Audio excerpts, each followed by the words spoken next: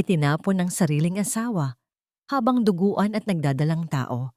Sa gabing iyon, nagpapakasasa siya sa kumot ng kanyang mayamang kabit. Pabigat ka lang, umalis ka rito. Ang malupit niyang sumbat habang tinatadyakan ng aking dangal. Pero ang pinulbos niyang pagkatao ay muling babangon mula sa abo. Ngayon, hawak ko ang imperyong dudurog sa kanyang kahambugan. Handa na ba siyang gumapang sa paanan ng babaeng minsang itinuring niyang basura? Tatanggalin ko rin ang linta sa buhay ko pagkatapos ng promotion. Konting tiis na lang, Stella. Promise, papalayasain ko na ang basurang yun dito dahil nandidiri na akong makita ang mukha niya araw-araw.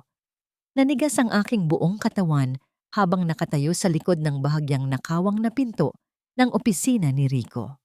Sa aking panginginig, halos mabitawan ko ang porselanang platito na naglalaman ng kanyang paborito at mamahaling kape. Pinilit kong ikalma ang aking paghinga, ngunit tila may isang malamig na kamay na sumakal sa aking lalamunan. Ibinaba ko ang aking paningin sa aking mga kamay na puno ng kalyo, nagbibitak, at may mga lumang peklat ng mantika dahil sa walang tigil na pagluluto, paglalaba, at pag-aasikaso sa kanya upang makatipid kami sa bayarin. Heto ang mga kamay na nag-alay ng lahat, ngunit sa paningin ng lalaking pinangakuan ko sa harap ng altar, isa lamang pala akong linta, basura. Sa dinami-dami ng bagyo na sinuong ko para sa kanya, bakit ako pa ang naiwan sa ulan? Ganito na lang ba ang halaga ng 10 taong sakripisyo ko? Tumalikod ako, dahan-dahang humahakbang pabalik sa kusina upang hindi niya marinig ang aking paghikbi. Kailangan kong magpakatatag. May isang anghel na nabubuo sa aking sinapupunan. Isang sikretong hindi ko pa nasasabi kay Rico dahil lagi siyang abala at mainit ang ulo.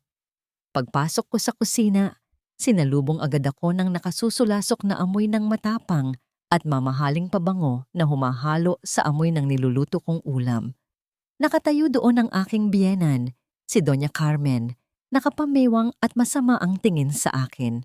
Ang kanyang mga daliri ay puno ng makikintab na singsing, samantalang ang suot kong duster ay kupas at butas na sa laylayan. Ano bang tinutunganga mo dyan, Elisa? Nasaan na ang perang hiningi ko sa'yo kahapon? Matinis na bungad niya.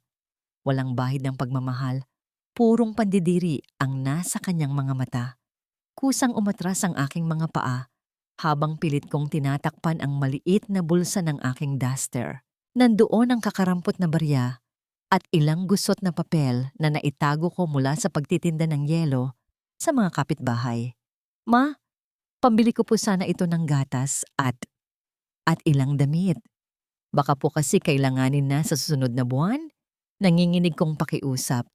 Pilit inililihim ang totoong dahilan ng aking pamimili. Isang malupit na halakhak ang isinukli niya. Walang atubiling hinablot ni Doña Carmen ang aking duster. Marahas na dinukot ang mga nakatuping pera at barya mula sa aking bulsa.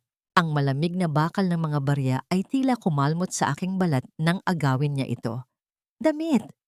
Para saan? Para gumala ka na naman habang ang anak ko ay nagpapakamatay sa pagtatrabaho para palamunin ka. Utang na loob mo sa amin na may bubong pa sa ibabaw ng ulo mo. Kailangan ko ito para sa mahjong, kaya huwag kang madamot. Wala ka namang ambag sa bahay na ito. Tinalikuran niya ako, mabilis na lumakad palabas habang binibilang ang perang pinagpawisan ko hanggang sa mamanhid ang aking mga binti. Naiwan akong nakatayo sa gitna ng malamig na kusina. Gusto kong sumigaw.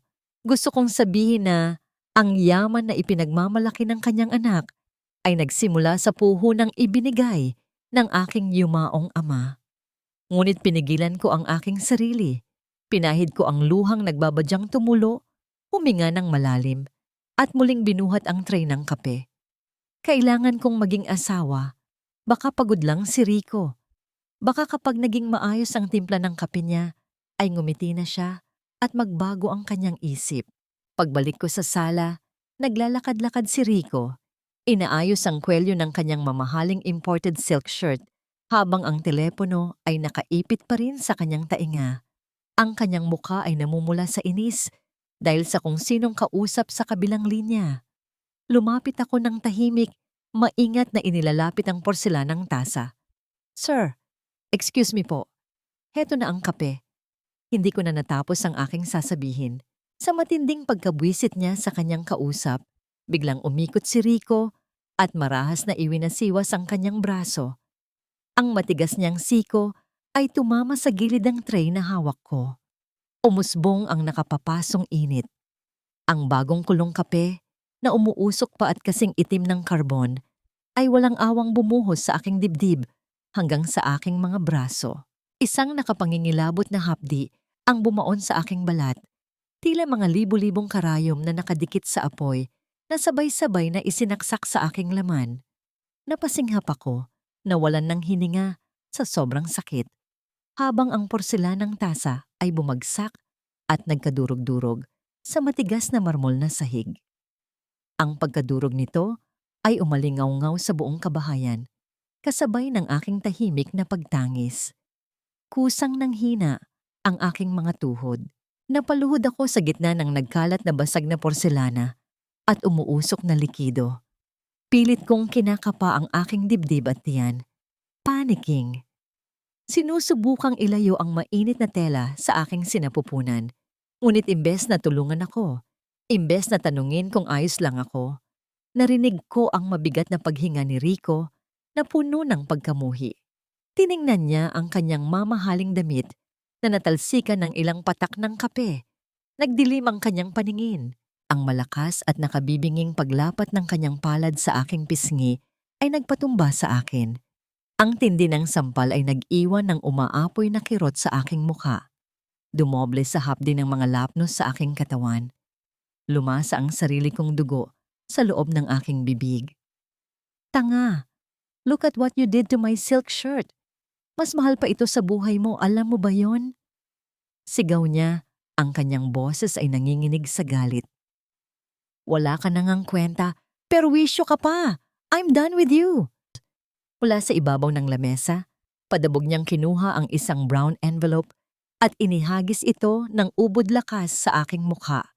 Nagkalat ang mga puting papel sa sahig, humalo sa natapong kape. Ang malalaking letra sa itaas ng pahina ay malinaw na nakatitig sa akin. Petition for annulment of marriage. Nanginginig ang aking mga kamay na puno ng pamumula at paltos. Sa halip na hawakan ang sumasakit kong balat, pinulot ko ang mga piraso ng basag na tasa. Ang aking utak ay lito at basag na basag. Sorry, Rico. Mahal yung kape. Sayang. Lilinisin ko. Huwag ka nang magalit. Parang awa mo na. Nagmamakaawa ako. Lalabhan ko agad yung damit mo. Bulong ko habang ang mga luha ko ay sunod-sunod na pumapatak sa dugo ang sahig. Inaalala ko pa ang halaga ng kanyang damit kaysa sa sarili kong buhay. Ganito na ako kalulong sa paniniwalang wala akong halaga. Get out! Lumayas ka. Sa pamamahay ko ngayon din. Ayoko nang makita ang pagmumukha mo. Ang malamig at pinal niyang utos. Bago niya ako tinalikuran at padabog na isinara ang pinto ng kanyang opisina. Wala akong nagawa. Sa patuloy na panlalabo ng aking paningin, dahil sa luha, gumapang ako, patungo sa maliit at inaamag na kwarto sa likod ng bahay na nagsilbing kulungan ko. Ang amoy ng alikabok at dampness ng pader ay yumakap sa aking nanginginig na katawan. Mabilis kong isinilid ang dalawang lumang damit sa isang manipis na plastic bag. Ngunit bago ako tuluyang lumabas, binalikan ko ang ilalim ng aking manipis na higaan. Maingat kong hinila ang isang mabigat at lumang kahon na gawa sa kahoy. Ito ang kaisa-isang bagay na iniwan sa akin ng aking yumaong ama. Isang bagay na pinangalagaan ko ng higit pa sa aking buhay, kahit hindi ko pa lubos na naiintindihan kung bakit inihabilin niya ito ng ganoon katindi. Niyakap ko ang kahon sa aking naglalapnos na dibdib. Ilang minuto ang lumipas, naramdaman ko na lamang ang magaspang na bakal ng malaking gate ng mansyon na sumara sa aking likuran. Itinaboy nila ako sa gitna ng gabi. Ang langit ay walang bituin, at ang ulan ay bumabagsak na parang mabibigat na bato mula sa itaas. Walang awang hinahampas ang aking nanghihinang katawan. Ang malamig na tubig ay tumagos sa aking manipis na duster, dumampi sa aking sariwa at umaapoy na mga lapnos. Isang nakapangingilabot na pagtatalo ng lamig ng gabi at init ng paso ang nagpahirap sa akin. Lumakad ako ng ilang hakbang sa madilim na kalsada. Walang direksyon, walang kakilala. Hanggang sa isang matalim na kirot ang biglang sumaksak sa aking puson. Napahinto ako, namilipit sa sakit. Mahigpit kong niyakap ang aking tiyan, kasabay ng tuluyang pagbagsak ng aking mga tuhod sa maputik na kalsada. Panginoon ko, huwag po ang anak ko. Lahat na ay kinuha ninyo, huwag lang ang buhay sa aking sinapupunan. Sa gitna ng walang tigil na pagbuhos ng ulan at ang patuloy na pagdurugo ng aking puso, isang tanong ang nanatiling nakabitin sa madilim na hangin. Aabutin pa ba namin ng aking sanggol ang liwanag ng umaga? Ang malamig na patak ng ulan sa aking nag-aapoy na balat ay tila mga yelong tumutusok sa aking kaluluwa. Bawat hakbang ko sa maputik na kalsada ay isang laban sa pagitan ng panginginig ng aking basang katawan at ng patuloy na kumukulong hapdidang lapnos sa aking dibdib at braso. Niyakap ko ng mahigpit ang lumang kahon ng aking ama, ang tanging bagay na sumbungan ko sa mundong bigla na lang naglaho at nagtapon sa akin sa dilim. Bakit ganito ang iginanti ng tadhana? Sa loob ng 10 taon, tiniyak kong mainit ang una ni Rico. Malambot ang kanyang kumot at laging nakahanda ang kanyang paboritong kape kahit pamangawit ang aking mga buto. Ngunit ang isinukli niya ay ang itaboy ako sa gitna ng unos na parang isang asong galagala. Hindi ko na alam kung paano ako nakarating sa terminal ng bus.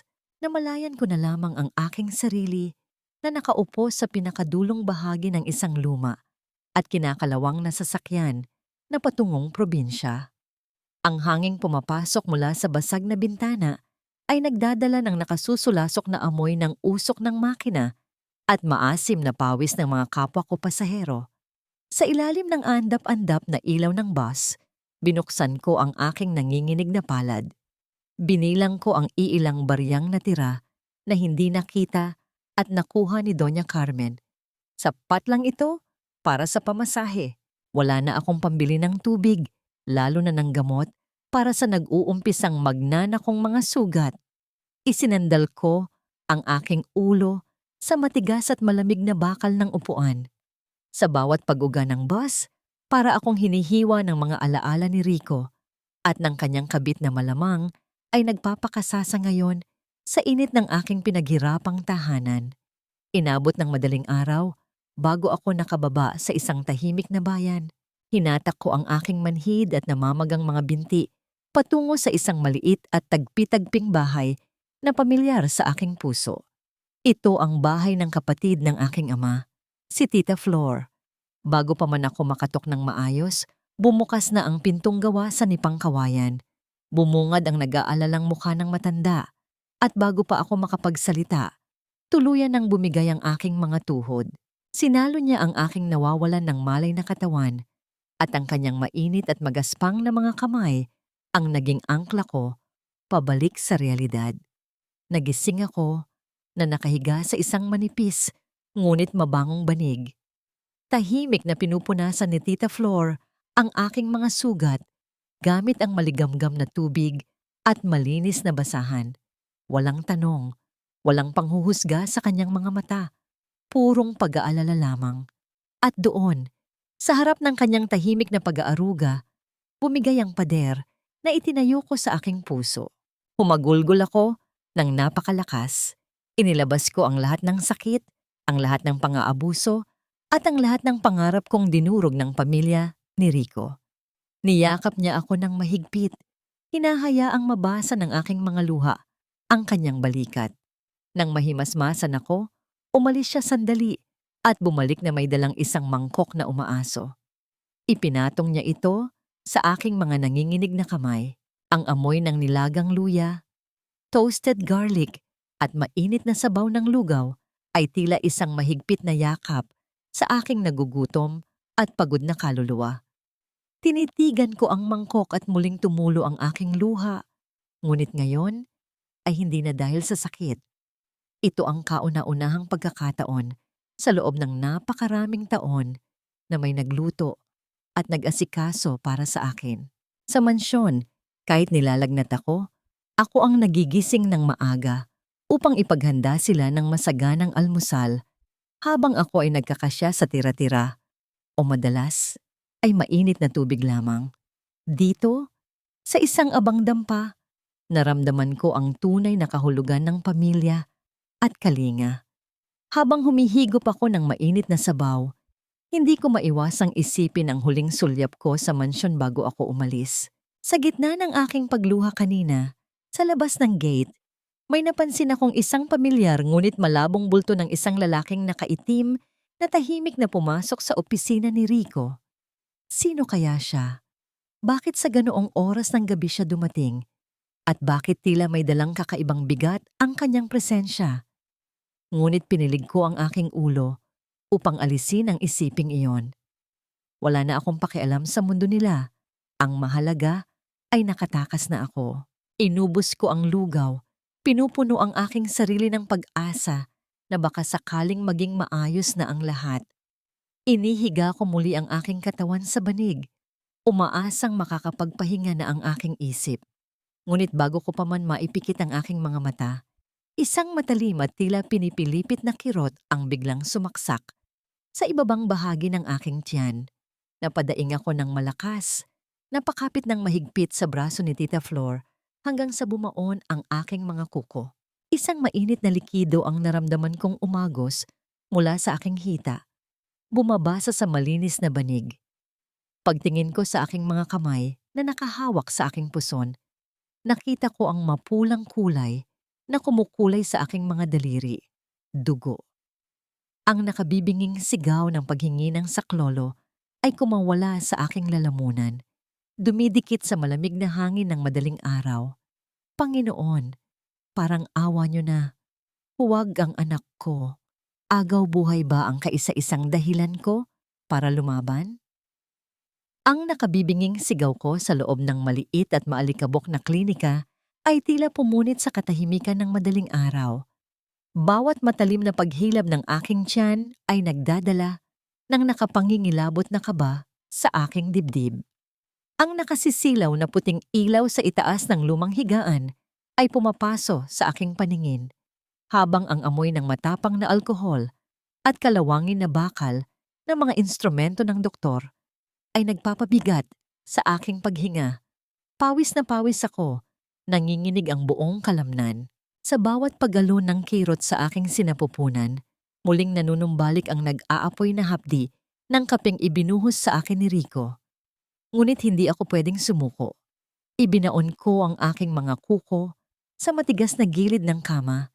Iniipon ang lahat ng galit, ang lahat ng pang-aabuso ng aking biyenan, at ang kawalang hiyaan ng aking asawa upang itulak palabas ang kaisa-isang natitirang kahulugan ng aking buhay. Pagkatapos ng isang mahaba at tila walang hanggang pakikipaglaban sa sakit, isang malakas at nakagagalak na pag-iyak ng sanggol ang pumuno sa buong silid. Ang tunog ng kanyang pag-iyak ay tila isang banal na musika na nagpalaya sa lahat ng demonyong sumira sa aking pagkatao. Dahan-dahang ipinatong ng nurse ang isang maliit, mainit at balot ng tuwalyang sanggol sa aking dibdib, eksakto sa tabi ng nakabenda kong mga lapnos. Ang init ng kanyang munting katawan ay nagbigay ng panibagong lakas sa aking nanghihinang puso. Tinitigan ko ang kanyang inosenteng muka, ang kanyang maliliit na daliri na mahigpit na nakakapit sa aking basang damit. Leo, bulong ko habang walang tigil ang pag-agos ng aking mga luha. Hinalikan ko ang kanyang basa pang noo. Sa pagkakataong yun, isang sumpa ang binitawan ko sa aking sarili. Hinding-hindi na ako magpapakababa. Hinding-hindi na ako iiyak sa paanan ng isang lalaki para lang humingi ng limos na pagmamahal. Mula sa araw na ito, ako ay hindi na isang mahinang asawa.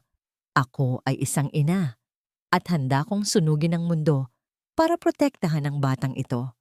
Ilang araw ang lumipas at nakabalik kami sa tagpi-tagping bahay ni Tita Flor. Habang mahimbing na natutulog si Baby Leo sa isang maliit na duyan na gawa sa lumang kumot, dahan-dahang lumapit sa akin ang matanda. Dala-dala niya ang pamilyar na lumang kahon na gawa sa kahoy. Ang kahong niyakap ko nang itaboy ako sa gitna ng ulan. Ipinatong niya ito sa aking kandungan nang may malambot na ngangiti. Binuksan ko ang kumakalawang nitong trangkaho. Sinalubong ako ng amoy ng lumang papel, tuyong bulaklak ng sampagwita at isang pamilyar na halimuyak na nagpaalala sa akin ng masasayang araw bago ako naging bilanggo ng mansyon ni Rico. Sa loob ng kahon ay nakahimlay ang isang makapal at naninilaw na notebook. Ito ang pamanang recipe ng aking yumaong ama. Nanginginig ang aking mga daliri nang buklatin ko ang unang pahina. Inaasahan kong makakita lamang ng mga listahan ng sangkap at sukat. Ngunit ang bumungad sa akin ay ang maayos at pamilyar na sulat kamay ng aking ama. Hindi lamang ito libro ng pagluluto, isa itong talaan ng kanyang mga pangarap at pagmamahal para sa akin. Para sa aking Elisa, ang pinakamatamis kong obra maestra. Huwag mong hayaang lamigin ang pangarap mo, anak. Timplahan mo ng tapang. Kapag pakiramdam mo ay pinagkakaitan ka ng mundo, tandaan mong nasa mga kamay mo ang kapangyarihang lumikha ng sarili mong lasa. Napahagulhol ako ng tahimik habang binabasa ang mga katagang iyon. Sa loob ng mahabang panahon, ipinaniwala sa akin ni Rico at Doña Carmen na wala akong kwenta, na ang aking mga kamay ay ginawa lamang para maglinis ng kanilang mga kalat at maglaban ng kanilang mga mamahaling damit. Ngunit sa paningin ng aking ama, ang mga kamay kong ito ay may kakayahang bumuo ng mahika. Pinunasan ko ang aking mga luha at huminga ng malalim. Tumingin ako sa natitirang mga barya sa ibabaw ng maliit na mesa. Gagamitin ko ang huling yaman ko upang simulan ang aking pagbangon. Pumunta ako sa maliit at madilim na kusina ni Tita Flor. Inilabas ko ang isang lumang palayok, hinugasan ito ng mabuti hanggang sa lumitawang kulay ng natural na luwad. Gamit ang iilang piraso ng baboy, bawang, suka at toyo na nabili ko mula sa kakarampot na barya, sinimulan kong sundan ang resipe ng adobong sa palayok ng aking ama. Iba ang paraan ng kanyang pagluluto. Ang kusina ay dahan-dahang napuno ng halimuyak na hindi ko kayang ipaliwanag. Isang mainit, malalim, at nakakagutom na bango. Ang pagtalon ng mantika kasabay ng pagkulay ng bawang na nagiging tila ginto ay nagbigay ng kakaibang sigla sa aking dugo. Nang ibuhos ko ang katutubong suka sa mainit na palayok, sumingaw ang isang matapang at maasim na amoy na humalo sa pinong-alat ng tuyo at anghang ng paminta. Walang mamahaling sangkap dito, walang imported na rekado na madalas ipagpilitan ni Doña Carmen na bilhin ko para sa kanilang hapunan. Ang sangkap ay pasensya at pagmamahal. Habang pinagmamasdan ko ang malapot na sabaw na kumukulo sa loob ng palayok, naramdaman ko ang pagkawala ng aking mga takot. Ang init ng apoy na ito ay hindi nakakapaso, tulad ng kape ni Rico. Ito ay init na nagbibigay buhay. Ang napakasarap na amoy ng adobo ay mabilis na nakawala sa aming maliit na bintana. Tinangay ng hangin papunta sa kalye. Hindi nagtagal, nakita ko ang isang kapitbahay na sumilip sa aming bakod, sumisinghot at may hawak na mangkok. Elisa, ang bango naman yan. Nakakagutom hanggang sa kabilang kanto. Nakangiting sabi ni Aling Nena. Pwede bang bumili ng isang mangkok? Nakakatamad kasing magluto. Saktong nangangamoy piyesta yang kusina nyo. Natigilan ako. Bumili?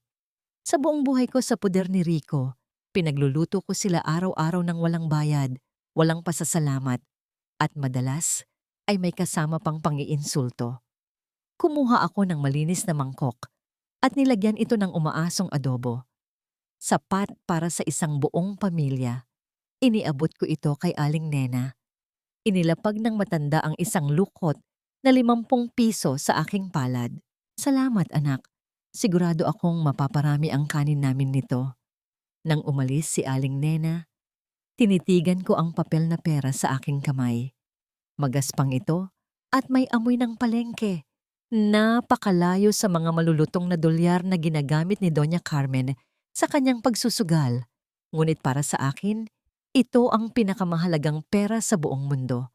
Pera ko ito. Kinita ko ito mula sa sarili kong pawis at talento.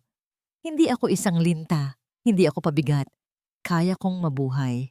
Pagsapit ng gabi, habang tahimik na natutulog si Baby Leo sa kanyang duyan, maingat ko siyang pinagmasdan.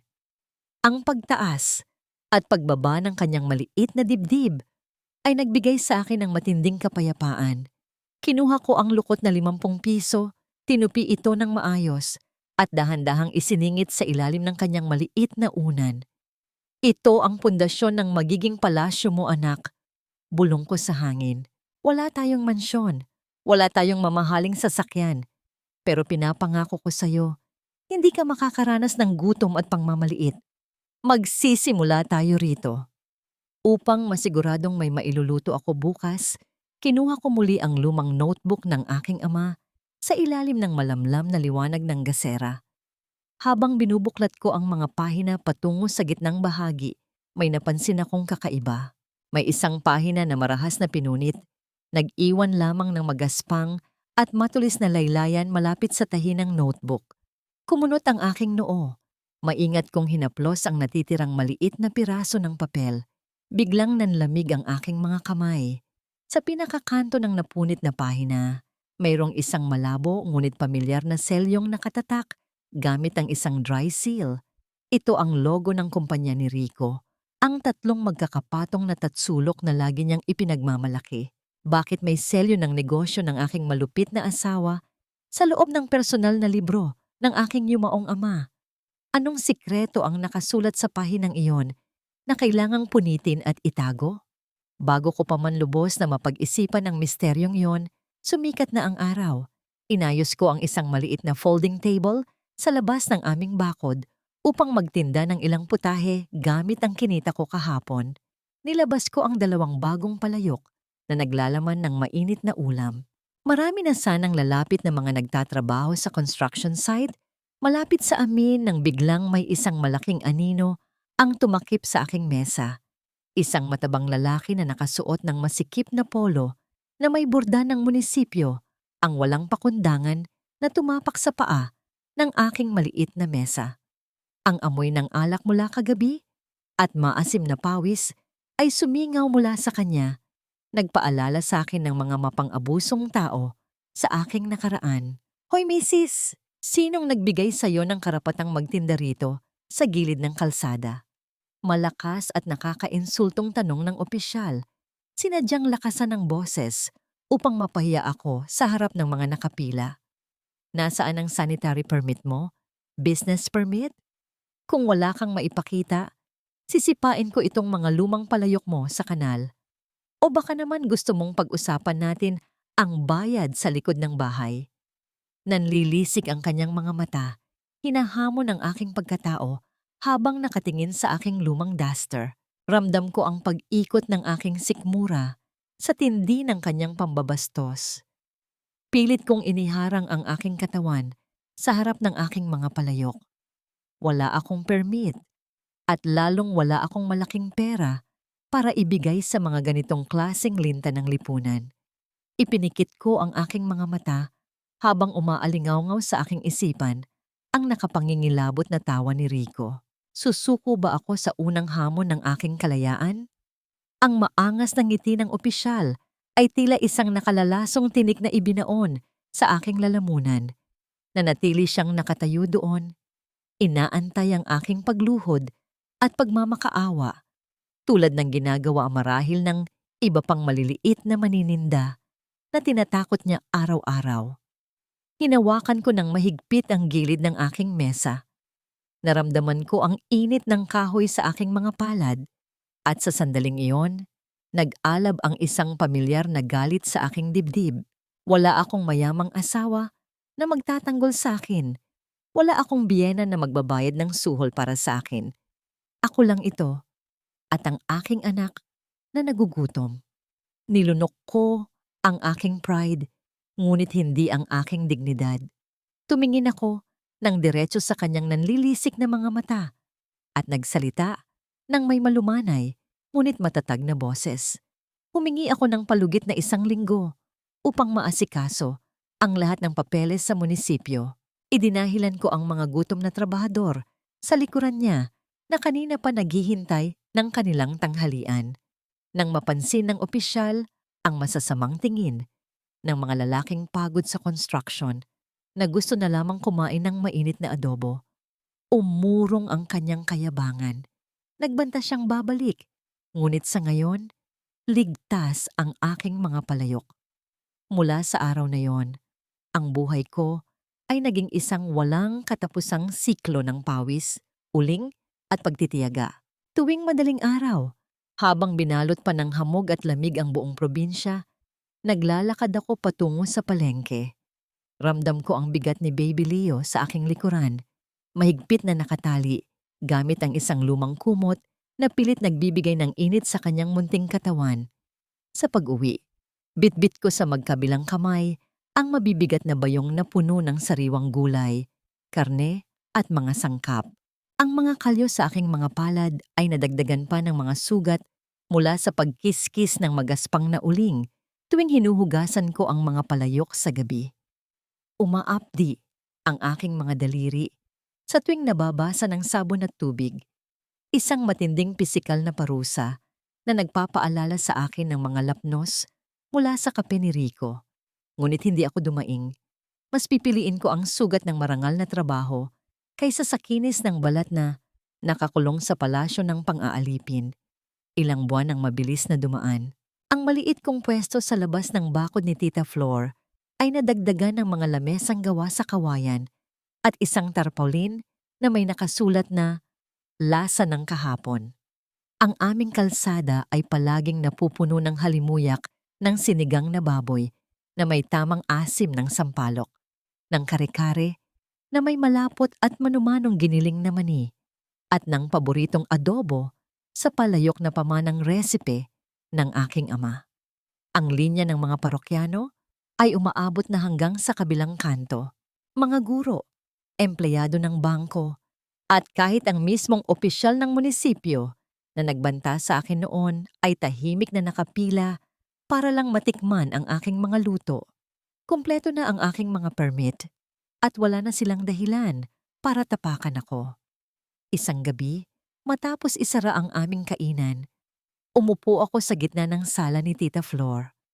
Ang kapaligiran ay tahimik, tanging ang malalim na paghinga ni Leo ang naririnig. Ibinuhos ko ang laman ng aking lumang bag sa ibabaw ng mesa, ang malamig na kalansing ng mga barya at ang marahan na pagkiskis ng mga malulutong na papel na pera ay lumikha ng isang musika na hindi ko kailanman narinig nung nasa poder pa ako ni Rico. Dahan-dahan kong pinaghiwalay ang mga 20, 50, 100 at mga libuhang papel.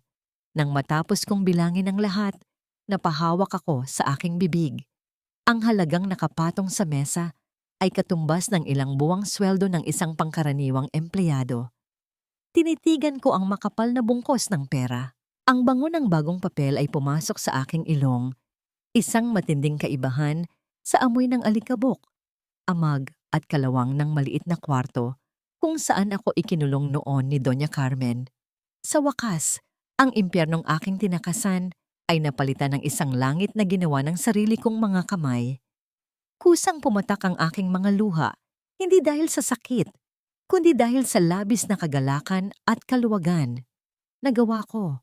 Binuhay ko ang aking anak nang walang hinihinging limos mula sa sinumang lalaki. Kinaumagahan, nagtungo ako sa pamilihan upang ibili ng mga bagong gamit si Leo dahil mabilis na siyang lumalaki. Tumigil ako sa harap ng isang bangketa na nagbebenta ng mga murang sapatos ng bata.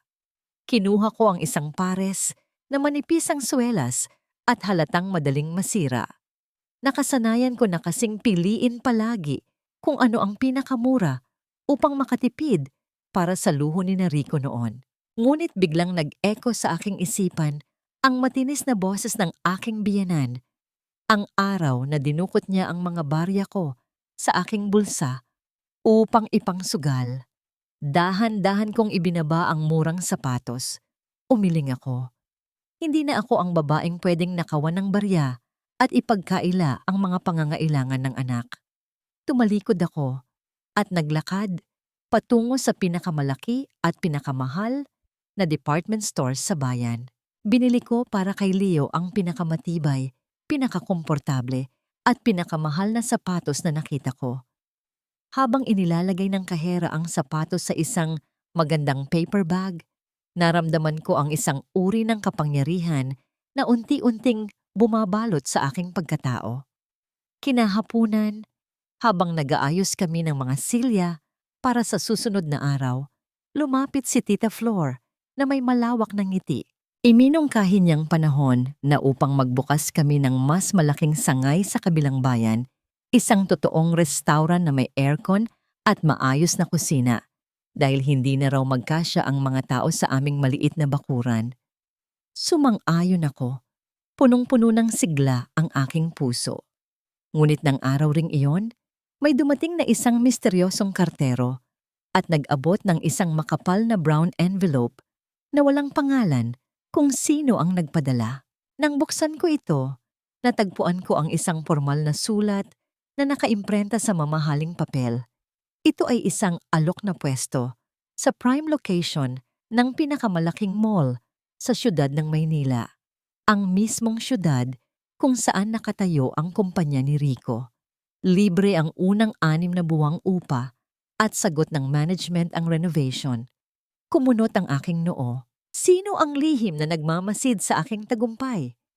Sino ang may kakayahang mag-alok ng ganitong kalaking pabor sa isang simpleng tagapagluto sa probinsya na hindi nagpapakilala? Bago ko pa man lubos na mapag-aralan ng liham, isang pamilyar at malaking itim na van ang huminto mismo sa harap ng aming karinderya. Bumukas ang pinto at iniluwan nito ang isang lalaking may makapal na salamin. Kasunod ang 2 cameraman na may malalaking kagamitan. Nakilala ko siya agad. Siya ang pinakasikat at pinakamalupit na food vlogger sa buong bansa. Kilala sa paninira at pagpapabagsak ng mga maliliit na negosyo na hindi pumapasa sa kanyang panlasa. Lalo na kung hindi nagbabayad ng lihim na sponsorship. Isang pagkakamali lamang sa aking putahe at siguradong guguho ang imperyong pinaghirapan kong itayo. Naglakad siya palapit sa aking pwesto, tinitingnan ang aking mga palayok ng may halong pandidiri. Itinaas ng isa sa kanyang mga tauhan ang malaking kamera at direktang itinutok ito sa akin. Ang pagtutok ng malamig na lente ng kamera sa aking mukha. Tsaka, habang nakatitig ako sa malamig na lente ng kamera ng vlogger na yon, handang ipaglaban ang aking maliit na kaharian, walang kamalay-malay ang aking dating asawa na ang sarili niyang palasyo ay gawa lamang sa manipis na salamin na malapit ng mabasag. Kinalaunan, nakarating sa akin ang buong kwento ng araw na nagsimulang maningil ang tadhana. Sa isang mataas at marangyang penthouse sa Maynila, nilalanghap ni Rico ang amoy ng ilusyon at tagumpay. Ang malamig na hangin mula sa mamahaling aircon ay humahalo sa halimuyak ng mamahaling alak at matapang na imported na pabango. Nakangiti siyang nakipag-ugnay ng baso ng wine sa kanyang kabit na si Stella, ang anak ng CEO ng kumpanya. Cheers to my new position tomorrow, babe. Mayabang na pahayag ni Rico, ang kanyang boses ay puno ng kasiguraduhan. Deserve ko to. Binuhos ko ang buong buhay ko sa kumpanyang ito and now, I am finally taking the throne. Wala nang pabigat sa buhay ko. Wala nang basurang uubos ng pasensya ko. Tumawa ng malandi si Stella. Pinupuri ang pekeng galing ng lalaking inakala niyang isang henyo sa negosyo. Akala nila, pag-aari na nila ang buong mundo. Sa kabilang dako ng syudad, sa isang tagong VIP room ng isang sikat na kasino, ang hangin ay mabigat dahil sa amoy ng sigarilyo na pilit tinatakpan ng matapang na air freshener. Nakaupo si Doña Carmen sa harap ng mesa ng bakarat. Ang kanyang mga daliri na puno pa rin ng mga alahas na binili mula sa ninakaw na barya ko noon ay nanginginig habang unti-unting kinukuha ng dealer ang huling tumpok ng kanyang mga chips. Milyon-milyon na ang natatalo sa kanya.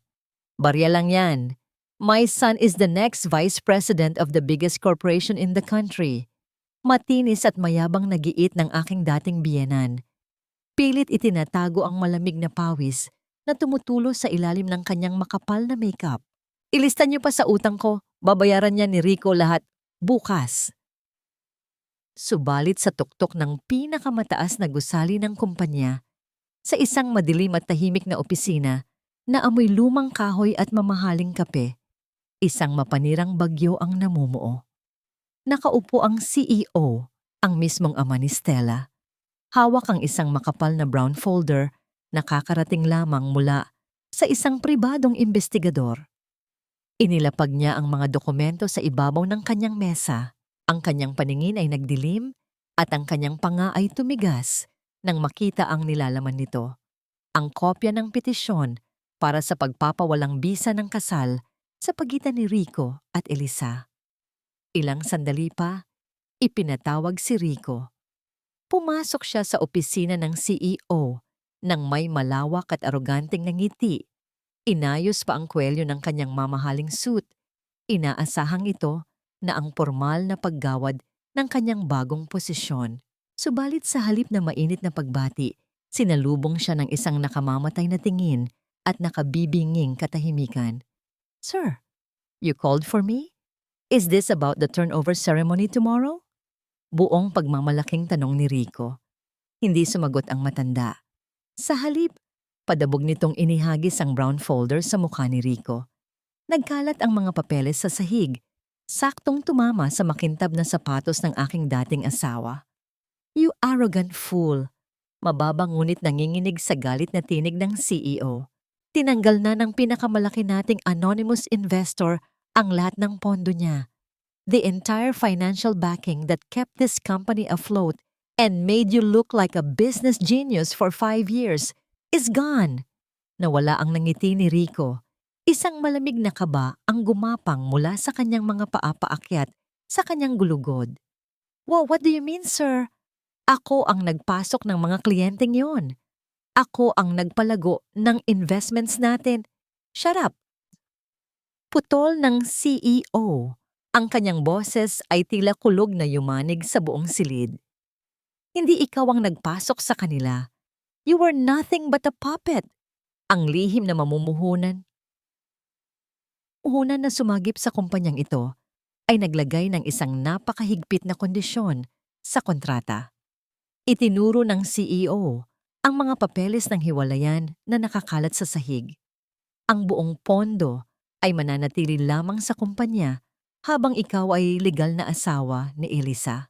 The moment you threw her out and filed for that annulment, you breached the secret contract. Tinanggalan mo tayo ng bilyones dahil sa kayabangan mo. Tila binuhusan ng yelo ang buong pagkatao ni Rico. Nanlaki ang kanyang mga mata. Hindi makapaniwala sa katotohanang sumampal sa kanya. Ang imperyong ipinagmamalaki niya, ang yaman, ang prestihiyo, ang matataas na papuri. Lahat ng ito ay hindi dahil sa kanyang katalinuhan. Lahat ng ito ay isang lihim na suporta na nakapangalan sa pamilya ng babaeng tinawag niyang basura. Biglang pinagpawisan ng malamig si Rico. Bumigat ang kanyang paghinga at ang mga tuhod na dati ay napakatigas ay unti-unting nanghina. Sa sobrang hiya at gulat, hindi niya namalayang napaluhod na siya sa harap ng mesa ng CEO. Sir, let me fix this. Kakausapin ko siya.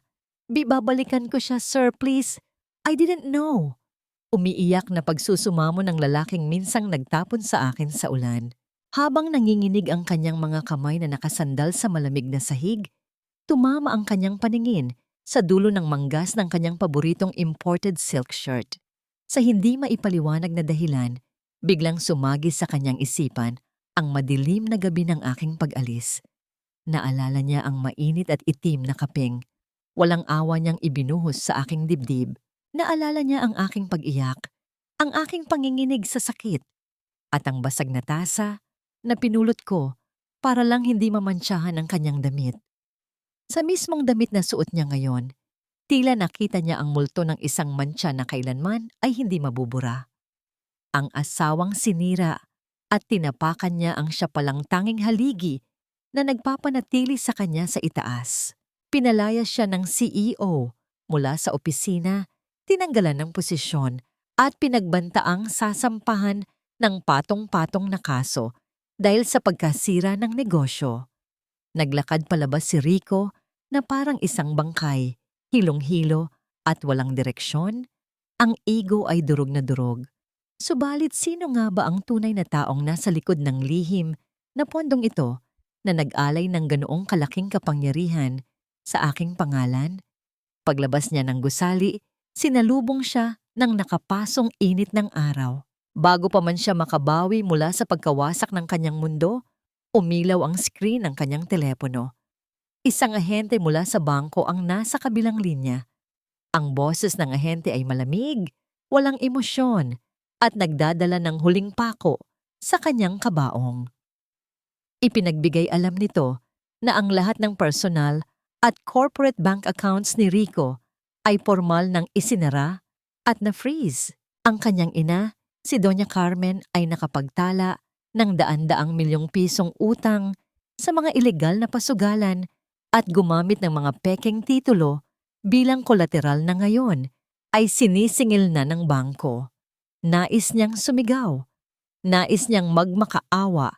Ngunit ang tanging isinukli ng tadhana sa kanya ay ang tuluyang pagkaputol ng linya. Naiwan siyang nakaluhod sa gilid ng maingay na kalsada, walang pera, walang kapangyarihan, at walang asawang sasalo sa kanyang tuluyang pagbagsak. Ang nakabibinging katahimikan mula sa naputol na linya ng telepono.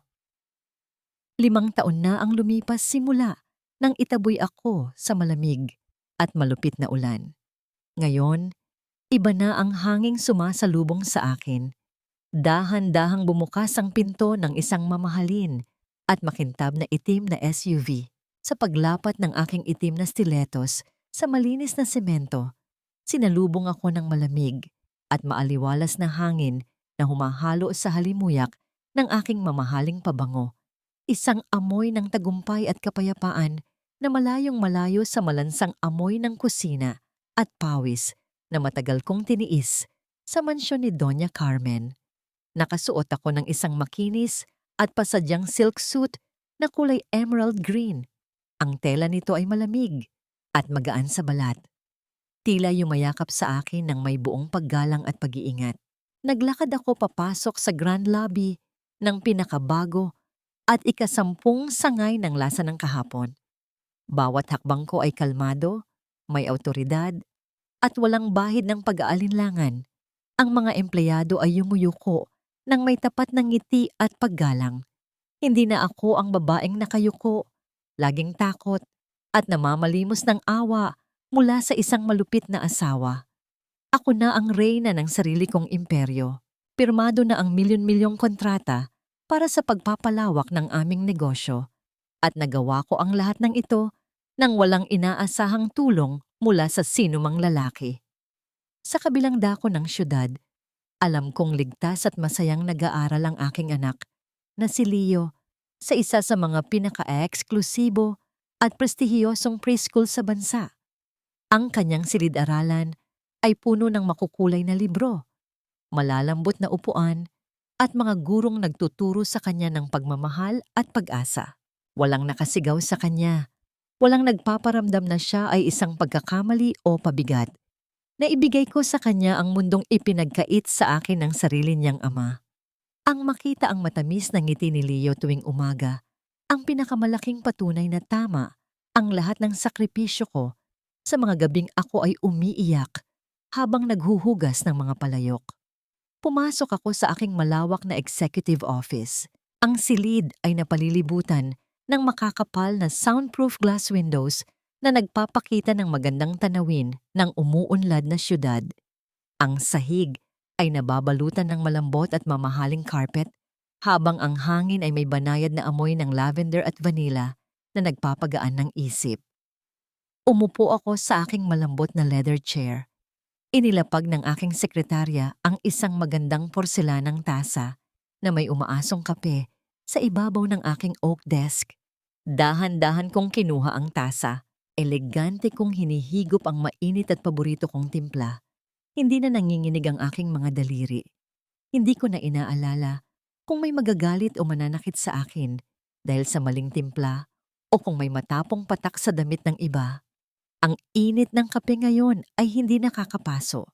Ito ay nagbibigay ng ginhawa at nagpapaalala na hawak ko na ang kontrol ng sarili kong buhay. Malayong-malayo sa nanginginig at nag-aapoy kong mga kamay noon. Tumayo ako at lumapit sa malaking salamin sa gilid ng kwarto. Hinawi ko ng bahagya ang kwelyo ng aking silk suit upang silipin ang aking balat. Tinitigan ko ang mapusyaw na peklat ng lapnos sa aking dibdib at braso. Dati, tuwing nakikita ko ito, bumabalik ang nakapangingilabot na hapdi at ang nakabibinging panlalait ni Rico. Ngunit ngayon, dahan-dahan kong hinaplos ang magaspang na bahaging ito ng aking balat. Napangiti ako. Hindi na ito marka ng aking pagiging alipin o simbolo ng aking kahinaan. Ito ay isang maharlikang parangal ng aking pakikipaglaban. Ang peklat na ito ang nagpaalala sa akin kung gaano ako katatag. Ang apoy na sumunog sa akin noon ay siya ring apoy na ginamit ko upang pandayin ang bago kong pagkatao. Ang payapang sandali ay naputol nang pumasok ang aking senior financial advisor. May dalang isang makapal na folder. Ipinatong niya ito sa aking mesa nang may seryosong mukha. Mayroon daw isang kumpanya sa Maynila na nasa bingit na ng tuluyang pagkabangkarote. Ang mga ari-arian nito ay isinusubasta na sa napakababang halaga dahil sa patong-patong na utang ng pamilya at malaking iskandalo sa pamunuan. Isang perpektong pagkakataon daw ito para palawakin ang aming negosyo at sakupin ang mga prime real estate na naiwan nila. Isang pamumuhunan na tiyak na magdodoble ng aming yaman sa loob lamang ng ilang buwan. Binuklat ko ang folder ng may kalmadong ekspresyon, ngunit nang dumapo ang aking mga mata sa pangalan ng naghihingalong kumpanya at sa pamilyar na logo nitong may tatlong magkakapatong na tatsulok, biglang tumigil ang pag-ikot ng aking mundo. Ito ang kumpanya ni Rico. Ang imperyong minsang naging dahilan ng kanyang labis na kayabangan, ngayon ay isang basurang nagmamakaawang pulutin at sagipin ng kung sinong may pera. Tititigan ko ba ang pagguho ng taong muntik nang pumatay sa aking anak? Bibilhin ko ba ang impyerno ng aking nakaraan? Ang pagindayog ng mamahaling fountain pen sa aking mga daliri. Hindi ko man nasaksihan ang eksaktong pagguho ng kanyang kastilyong buhangin. Ang balita ng pagbagsak ni Rico ay mabilis na umalingaw-ngaw sa bawat sulok ng industriya. Tila isang matamis na kanta ng hustisya na dinala ng hangin patungo sa aking tahimik na opisina. Ang lalaking minsang nag-akalang siya ay Diyos, ay unti-unting nilamon ng sarili niyang impyerno. Ayon sa mga kwentong kumalat, sa loob ng isang marangyang penthouse kung saan dating nagpapakasasa si Rico sa kapangyarihan, nakaluhod siya sa malamig na marmol na sahig. Nakakapit ang kanyang nanginginig at pawisang mga kamay sa laylayan ng mamahaling damit ng kanyang kabit na si Stella. Ang lalaking minsang nagtapon sa akin sa gitna ng malamig na ulan ay umiiyak ngayon na parang isang batang nawawala sa dilim. Please, Stella, let me explain. Maayos ko to. Kakausapin ko ang daddy mo. I can build my own company. Alam mo ang galing ko. Huwag mo akong iwan ngayon. Nagmamakaawang tinig ni Rico habang pilit na hinahalikan ang kamay ng babae. Subalit tiningnan lamang siya ni Stella nang may matinding pandidiri. Marahas nitong binawi ang kanyang kamay. Isang malakas at nakapapasong sampal ang sunod na dumapo sa pisngi ni Rico. Nag-iwan ng pulang marka na tuluyang bumasag sa kanyang ilusyon ng pag-ibig. Galing! You are nothing but a fraud, Rico. Isang patay gutom! Nanlilisik ang mga mata ni Stella habang dinuduro ang lalaking minsang ipinagmalaki niya. Wala kang kwenta kung wala ang pondo ng kumpanya. You used me? Tapos ngayon, malalaman kong nakasandal ka lang pala sa yaman ng asawa mong hiniwalayan mo? Get out of my sight! Kasabay ng kanyang malupit na sumbat ay ang paghugot niya ng kumikinang na engagement ring mula sa kanyang daliri. Buong lakas niya itong ibinalibag sa mukha ni Rico. Ang matigas na diamante ay tumama sa noo ng aking dating asawa bago tuluyang gumulong sa madilim na sulok ng kwarto kasama ng kanyang nawasak na dignidad. Bago pa man siya tuluyang kaladkarin palabas ng mga security guard ng gusali, ibinigay ng abogado ng CEO ang isang huling dokumento sa kanyang nanginginig na mga kamay. Pilit itong binasa ni Rico gamit ang kanyang nanlalabong mga mata. Doon, sa ilalim ng mga mahihigpit na legal na salita, nakita niya ang isang pamilyar at eleganteng pirma. Ang pirma ng aking yumaong ama.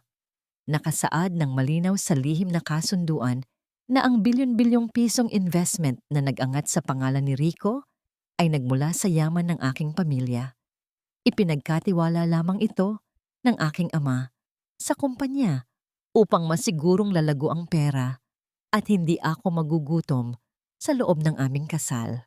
Nang marahas niyang pinunit ang aming sumpaan at itinaboy ako palayo. Pinunit din niya ang nag-iisang manipis na sinulid na nagdudugtong sa kanya sa kapangyarihan. Wala siyang sariling galing. Isa lamang siyang barya na binigyan ng halaga ng pamilyang kanyang dinurog. Hinubaran siya ng kanyang titulo. Walang awang kinuha ng mga gwardya ang susi ng kanyang mamahaling sasakyan, pati na ang kanyang corporate credit cards. Naglakad si Rico palabas ng matayog na gusali na tila isang kaluluwang pinagkaitan ng langit. Ang nakapapasong init ng araw sa tanghali ay walang awang sumunog sa kanyang balat, habang ang makapal na usok ng mga sasakyan sa kalsada ay nagpahirap sa kanyang paghinga. Ito ang kauna-unahang pagkakataon pagkalipas ng 5 taon na tumapak siya sa magaspang na semento, hubad sa lipunan, at walang ni isang pisong duling sa kanyang bulsa. Tumigil siya sa paglalakad sa gitna ng maingay na bangketa. Dahan-dahan niyang itinaas at tinitigan ang kanyang nanginginig na mga palad. Ito ang mismong mga kamay na buong kayabangang nagbuhos ng kumukulong kape sa aking dibdib. Ang mga kamay na marahas na tumulak sa kaisa-isang babaeng nagbigay sa kanya ng korona. Ngayon, ang mga kamay na yon ay walang hawak kundi hangin at isang habang buhay na pagsisisi. Ngunit sa gitna ng kanyang pagkasira, isang mas nakapangingilabot na katotohanan ang unti-unting gumapang sa kanyang isipan, nagdala ng malamig na kilabot sa kanyang gulugod. Paano na ang kanyang ina? Saan kukuha ng pantakip sa daan-daang milyong pisong utang sa mga ilegal na pasugalan si Doña Carmen ngayong ubos na ang yaman na kanyang ipinagmamalaki? Kinaladkad ni Rico ang kanyang mabibigat na paa patungo sa kanilang tinitirhang kondo na nakapangalan sa kanyang ina. Inaasahan niyang doon siya makakahanap ng pansamantalang pahinga. Ngunit pag-akyat niya sa kanilang palapag, napansin niyang patay ang mga ilaw sa pasilyo. Ang pinto ng kanilang unit ay bahagyang nakabukas, sira ang kandado. Ang amoy ng pawis, usok ng matapang na sigarilyo, at malamig na patalim ay humalo sa hangin. 4 na malalaking anino ang tahimik na nakatayo sa dilim, nag-aabang. Mga armadong lalaki mula sa sindikatong inutangan ng kanyang ina. Haharapin na niya ang totoong impyerno at wala na siyang asawang pananggalang para saluhin ang mga bala ng kanyang kapalaran. Ang dahan-dahang pagbunot ng baril ng lider ng sindikato mula sa madilim na pasilyo. Ang halimuyak ng mamahaling pabango at ang lamig ng aircon ay tila isang malabong panaginip na lamang para kay Doña Carmen. Sa loob ng isang maliit, masikip at inuud na kwarto sa isang tagong bahagi ng syudad, nakaupo ang babaeng minsang nag-akalang siya ang reyna ng lipunan. Ang hangin sa loob ay mabigat, puno ng amoy ng amag, alikabok, at ang nakasusulasok na singaw ng kanal na pumapasok mula sa basag na bintana. Ang tanging liwanag ay nagmumula sa isang aandap-andap na bombilya na nagbibigay ng madilaw at malungkot na kulay sa paligid. Nanginginig ang mga daliri ni Doña Carmen habang pilit niyang binubuksan ang isang kalawanging lata ng sardinas gamit ang isang mapurol na kutsilyo, ang malansang amoy ng isda, at ang mapulang sarsa na tumatalsik sa kanyang maruming daster ay nagpabaliktad sa kanyang sikmura. Siya, na dati ay hindi tumitikim ng pagkain kung hindi ito gawa ng isang chef o inihanda sa isang porselanang plato, ay kailangang makipag-agawan sa mga langaw para sa isang subo ng hapunang basura. Bumukas ang pinto nang may malakas at nakakairitang langit-ngit. Pumasok si Rico na halos hindi na makilala. Ang kanyang dating makinis na mukha ay puno ng mga itim at asul na pasa. Ang kanyang labi ay pumutok at may tuyong dugo. At ang kanyang paboritong silk shirt ay punit-punit na at puno ng dumi ng kalsada. Bugbog sarado siya mula sa kamay ng mga loan sharks na kanina pa siya hinahabol. "Ma, wala na tayong matatakbuhan." Nanginginig at hirap na sabi ni Rico habang dahan-dahang nauupo sa sahig na puno ng dumi. "Kinuha na nila ang huling gamit ko. Kung hindi tayo makakabayad sa susunod na linggo, hindi na lang pasa ang aabutin natin."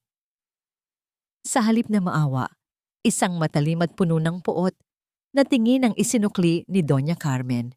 Inihagis niya ang kalawanging lata sa sahig, dahilan upang kumalat ang sarsa sa paanan ng kanyang anak. "Kasalanan mo ito," sigaw ng matanda. Ang kanyang boses ay tila isang naghihingalong hayop. "Kung hindi mo sana pinalayas ang lintang si Eliza, sana ay may pera pa tayo. Kung hindi ka naging kaskasero sa babaeng yon, hindi sana tayo naghihirap ng ganito. Pati ba naman ikaw, Ma? Ikaw ang kumuha sa lahat ng barya niya. Ikaw ang nagturo sa akin na basura lang siya." Ganti ni Rico. Ang kanyang boses ay puno ng desperasyon. Tumahimik ang silid, tanging ang tunog ng mga daga na nagkakahabulan sa ilalim ng kanilang sira-sirang kama ang naririnig. Ngunit sa gitna ng kanilang pag-aaway, napansin ni Rico ang isang punit na pahina ng dyaryo na nakadikit sa pader upang takpan ng butas. Isang artikulo ang nakakuha ng kanyang atensyon. Tungkol ito sa isang misteryosang provincial investor, ang CEO ng mabilis na lumalagong imperyo ng lasa ng kahapon. Nakasaad doon na ang kumpanyang ito ay namumuhunan at sumasagip sa mga naluluging negosyo sa Maynila. "Ma, tingnan mo ito," turo ni Rico sa larawan. Kahit hindi gaanong malinaw ang mukha ng CEO dahil sa layo ng anggulo. Isang babaeng CEO mula sa probinsya. Balita ko, naghahanap siya ng mga kumpanyang bibilhin. Kung makakausap ko siya, kung magagamit ko ang karisma ko, baka maisalba niya tayo, baka maisalba niya ang kumpanya natin. Nagliwanag ang mga mata ni Doña Carmen. Isang mapait at tusong ngiti ang sumilip sa kanyang mga labi. Ang kanyang desperasyon ay napalitan ng isang mapanganib na plano. Inutusan niya si Rico na lumuwas patungo sa probinsya. Hanapin ang babaeng ito at gawin ang lahat. Magsinungaling, magmakaawa o manlinlang upang makuha ang tiwala nito. "Gawin mo ang lahat, Rico," utos ni Doña Carmen habang hinahaplos ang kanyang peking designer bag na tanging natirang alaala ng kanyang yaman. "Yumukod ka sa kanya kung kailangan. Gamitin mo ang lahat ng tamis ng dila mo. Kapag nakuha na natin ang pera niya, babalik tayo sa dati." Kinaumagahan, bago sumikat ang araw, ang mag-ina ay nagtungo sa terminal. Wala silang pambili ng tiket sa eroplano o kahit sa maayos na van. Napilitan silang sumakay sa isang bulok, maingay, at umaalingasaw na bus. Ito ang mismong uri ng bus na sinakyan ni Eliza. 5 taon na ang nakalipas nang itapon nila ito sa ulan. Ang bintana ng bus ay basag at ang upuan ay matigas at may amoy ng ihi at lumang pawis. Habang umaandar ang sasakyan, pumasok ang mabahong usok ng makina sa loob. Dahilan upang umubo ng malakas si Doña Carmen. Siya na dating nagrereklamo kapag hindi malamig ang kanyang sasakyan, ngayon ay nakikipagsiksikan sa mga tao. Bitbit ang kanyang mga gamit sa isang sako. Hindi nila alam na ang bawat kilometrong nilalakbay nila patungo sa kanilang inaakalang kaligtasan ay isang hakbang palapit sa bitag na inihanda ng tadhana. Ang mabahong usok ng makina na pumapasok sa basag na bintana. Ang paghinto ng bulok na bus sa gitna ng maalikabok na kalsada ng probinsya ay tila isang hudyat ng huling paglalakbay ni Rico at Doña Carmen. Sa bawat pagbaba ng kanilang mga paa sa tuyong lupa, ramdam nila ang init ng sikat ng araw na tila nanunuri sa kanilang maruming hitsura. Ang mag-inang dati ay tinitingala dahil sa kanilang marangyang kasuotan, ngayon ay mukhang mga palaboy na nawawala sa gitna ng kawalan. Bit-bit ang kanilang mga gamit sa isang sako. Dahan-dahan silang naglakad patungo sa direksyon kung saan nakatayo ang pinakamarangyang gusali sa buong bayan, ang Grand Headquarters ng Imperyong Lasa ng Kahapon. Nang makarating sila, sa harap ng matatayog na pintuan na gawa sa makintab na salamin at bakal, napatigil ang dalawa. Ang gusali ay napalilibutan ng mga luntiang hardin at ang arkitektura nito ay nagpapakita ng yaman at modernong sining. Nanliit ang kanilang mga pagkatao. Tumingala si Rico. Pilit inaayos ang kanyang gusot at murang kurbata na nabili lamang niya sa bangketa. Sa kabilang banda, si Doña Carmen ay pilit na itinatago ang kanyang mga daliring. Wala nang suot na alahas sa loob ng bulsa ng kanyang kupas na duster. Rico, sigurado ka bang dito tayo makakahanap ng tulong? Pabulong na tanong ni Doña Carmen. Ang kanyang boses ay nanginginig sa kaba at gutom. Ma, ito na lang ang tanging paraan. Ayon sa balita, ang CEO rito ay mapagkawang gawa sa mga naluluging negosyo. Gagamitin ko ang lahat ng galing ko para makuha ang loob niya. Determinadong sagot ni Rico. Kahit ang totoo ay kumakatal ang kanyang mga tuhod. Pagpasok nila sa lobby, sinalubong sila ng malamig na hangin mula sa sentralisadong aircon. Ang sahig ay gawa sa purong puting marmol na sobrang kintab, tila isang salamin na nagpapakita ng kanilang kaawa-awang kalagayan. Agad silang hinarang ng isang sekretarya na nakasuot ng napakalinis at propesyonal na uniforme. Tiningnan sila nito mula ulo hanggang paa nang may malamig na ekspresyon. May appointment po ba kayo sa aming CEO? Tanong ng sekretarya. Ang boses ay direkta at walang emosyon. Wala, pero mahalaga ang pakay namin. Sabihin mo, ang dating president ng kumpanya sa Maynila ay narito para mag-alok ng isang investment opportunity. Mayabang pa ring sagot ni Rico. Pilit na ibinabalik ang kanyang dating awtoridad. Hindi man lang natinag ang sekretarya. Maupo muna kayo sa gilid. Maraming tinatapos si Madam CEO. Tatawagin ko na lang kayo kung may oras pa siya. 5 oras ang lumipas. 5 mahabang oras na naupo ang mag-ina sa matigas na upuan sa gilid ng lobby. Gutom na sila at ang kanilang lalamunan ay tuyong-tuyo na, ngunit wala man lang nag-alok sa kanila kahit isang basong tubig. Pinanood nila ang paglabas-pasok ng mga taong mukhang mayayaman at matatagumpay, habang sila ay nanatiling nakatago sa isang madilim na sulok. Ang bawat segundo ay tila isang parusa, isang pagpapaalala ng bawat sandaling pinaghintay nila si Eliza noon, habang nagluluto ito sa mainit na kusina ng walang reklamo. Pagsapit ng hapon, nang mamanhid na ang kanilang mga binti at mawalan na sila ng pag-asa, lumapit muli ang sekretarya. Sumunod kayo sa akin. May 10 minuto ang CEO para harapin kayo. Mabilis na tumayo ang dalawa. Habang naglalakad sila sa mahabang pasilyo na may malambot na carpet, nire-rehearse ni Rico sa kanyang isipan ang bawat salitang sasabihin niya. Gagamitin niya ang kanyang sad story, ang kanyang pagiging biktima ng maling pamamahala, at ang kanyang pagnanais na muling makabangon para sa kanyang ina. Pilit niyang pinatitigas ang kanyang mukha. Inihahanda ang kanyang sarili para sa pinakamahalagang performance ng kanyang buhay. Dahan-dahang binuksan ng sekretarya ang mabibigat na oak doors patungo sa malawak at marangyang boardroom. Ang loob ay tahimik. Tanging ang tunog ng banayad na instrumental na musika ang naririnig. Sa dulo ng boardroom nakatalikod ang isang malaking leather chair, nakaharap sa malawak na bintana na nagpapakita ng gintong liwanag ng papalubog na araw. Biglang napatigil si Rico. Ang amoy sa loob ng opisina ay pamilyar. Ito ay ang katakam-takam na aroma ng nilulutong adobo sa palayok. Ang bango ng suka, bawang at toyo na dahan-dahang nanuot sa kanyang ilong. Sa isang saglit, ang kanyang puso ay bumilis ang tibok. Bakit ang opisina ng isang bilyonaryong CEO ay amoy karinderya sa probinsya? Bakit tila may kumurot sa kanyang alaala sa bawat paglanghap niya ng halimuyak na yon?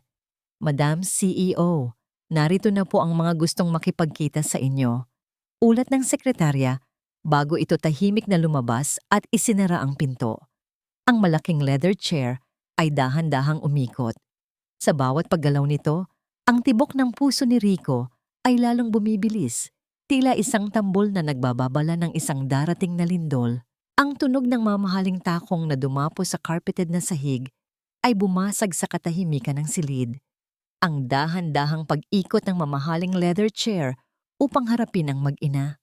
Akala niyo ba ay ganoon kadaling burahin ang mantsa ng kahapon sa pamamagitan lamang ng isang paghingi ng tulong? Ang malumanay ngunit malamig na tinig na yon ay tila isang matalim na balaraw na bumaon sa pandinig ni Rico. Sa dahan-dahang pagharap ng upuan, unti-unting nabuo ang imahe ng babaeng nagpabago sa takbo ng tadhana. Doon, sa gitna ng marangyang boardroom na amoy tagumpay at masarap na pagkain, nakaupo si Eliza. Hindi na siya ang babaeng luhaan na may mantsa ng kape sa dibdib. Nakasuot siya ng isang makinis na silk suit na kulay ginto. Ang kanyang buhok ay maayos na nakapusod at ang kanyang mga mata ay naglalabas ng isang uri ng awtoridad na hindi matatantanan. Narinig ang malakas na kalansing ng pagbagsak ng briefcase ni Rico sa sahig. Isang tunog ng pagkawasak na umalingaw-ngaw sa buong silid. Napanganga si Doña Carmen. Ang kanyang mga kamay ay nanginginig na napakapit sa braso ng kanyang anak, habang ang kanyang mukha ay nawalan ng kulay. Tila isang bangkay na nakakita ng sariling multo. Ang katahimikan sa loob ng silid ay naging nakabibingi. Tanging ang tunog ng banayad na pag-ikot ng aircon ang pumupuno sa espasyo. Dahan-dahang itinaas ni Eliza ang isang porselanang tasa ng tsaa. Elegante siyang humigop dito, hindi tinitingnan ang 2 taong tila malalagutan na ng hininga sa kanyang harapan. Matapos ang ilang sandali, ibinaba niya ang tasa nang walang ingay sa ibabaw ng lamesa at sa wakas ay tinitigan sila ng diretsyo. Isang tinging walang galit, walang puot, kundi purong kawalan ng pakialam. Eliza, nautal na sambit ni Rico, ang kanyang boses ay halos hindi lumalabas sa kanyang tuyong lalamunan. Ikaw ang may-ari ng lahat ng ito? Isang tipid na ngiti ang sumilip sa mga labi ni Eliza. Ngunit ang kanyang mga mata ay nanatiling kasing lamig ng yelo. Ang basurang itinapon mo sa ulan, Rico, ay natutong gumawa ng sarili niyang silong. At ang lintang sinasabi niyo, Doña Carmen, ay siya palang nagpapakain sa inyo ng hindi niyo alam sa loob ng maraming taon. Biglang lumambot ang mga tuhod ni Doña Carmen. Sa isang iglap, ang dating mayabang na matanda ay dahan-dahang bumagsak sa marmol na sahig. Lumuluhod sa harap ng babaeng dati ay tinatadyakan lamang niya ang dangal. Eliza, anak, pamilya tayo. Nagkamali kami. Nadala lang kami ng bugso ng damdamin noon. Tulungan mo kami. Parang awa mo na. Ubus na ang yaman namin. Wala na kaming matuluyan. Hikbi ng matanda. Pilit na gumagamit ng mga pekeng luha na dati ay sandata niya upang manipulahin ang anak. Hinarap ni Rico si Eliza ng may desperadong anyo. Sinubukan niyang humakbang palapit, pilit na ibinabalik ang tamis ng kanyang dila. Mahal, alam kong nandyan pa ang pag-ibig mo. Ginawa ko lang yon dahil sa pressure sa trabaho. Patawarin mo ako. Ngayong alam ko na ang totoo, handa akong bumawi. Maaari nating buuin muli ang pamilya natin. Isipin mo ang kumpanya. Isipin mo ang ating kinabukasan. Lalong lumamig ang ekspresyon ni Eliza. Dahan-dahan niyang inilabas ang isang makapal na financial dossier mula sa kanyang drawer at inihagis ito sa gitna ng mesa. Ang kumpanya mo ay wala ng halaga, Rico. Ang lahat ng assets niyo ay nakasangla na sa bangko at sa isang pirma ko lang, maaari ko itong mabili sa halaga ng isang latang sardinas, ang mismong pagkaing kinakain niyo ngayon sa inyong inuupahang kwarto. Itinukod ni Eliza ang kanyang mga siko sa mesa at bahagyang lumapit. Sa ilalim ng maliwanag na ilaw ng boardroom, lalong naging malinaw ang mapusyaw na peklat sa kanyang braso. Naalala niyo ba ang gabing ito? Ang hapdi ng kukulong kape? Ang tunog ng pagsasara ng gate habang bitbit ko ang anak ko sa gitna ng ulan? Doon niyo pinatay ang asawang nagmahal sa inyo.